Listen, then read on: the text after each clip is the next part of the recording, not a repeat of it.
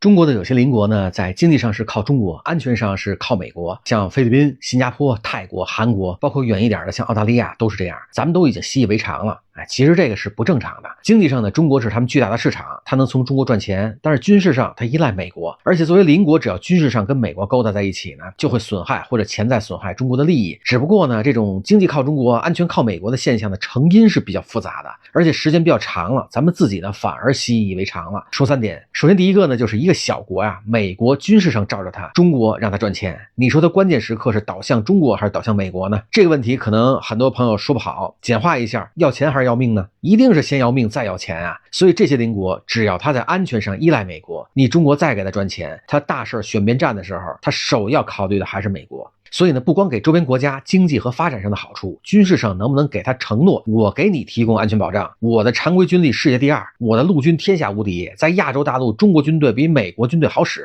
朝鲜、越南这小哥俩他们都能证明。所以这一点呢，这些邻国应该能理解。第二呢，就是为周边国家提供军事安全保证呢，是超级大国的行为。但是对于中国来说啊，有3个现实的问题，就是中国周边有很多美国的军事盟友，也有俄罗斯传统的势力范围，还有自命不凡有声有色的地区强国。咱们数一下，美日同盟，这是美国印太战略的核心；美韩同盟、美泰同盟，就和泰国呀；美菲同盟和菲律宾，美澳同盟，还有奥库斯，这些都是美国在中国周边的军事同盟，包括新加坡，美国舰队在那儿也有存在。短期内你想撼动这些同盟是不太可能的。那么中亚方向那几个斯坦，那都是俄罗斯认为他的传统势力范围，包括蒙古，中国如果给他们提出军事安全保证，这会动摇中俄关系的。那么自命不凡的有声有色的大国呢，是印度，这个可能性也约等于0。除此之外的邻国，中国将来呢也许会尝试一下，我给你提供军事安全保证，我保护你的安全和稳定。第3，特朗普现在做的呢，我说他是动摇美国的根基，他把拜登政府对乌克兰的援助啊，这场消耗最大的战略对手俄罗斯的代理人战争，变成了一场放弃战略利益，急着收回蝇头小利的商业活动。对美国来说，乌克兰死活其实并不重要，但是欧洲呢，你的大西洋对面的盟友还怎么信任你呢？一个医生正做着手术还没缝合呢，就跟病人说，你得报答我，我看你也没什么钱，你把一个肾给我得了，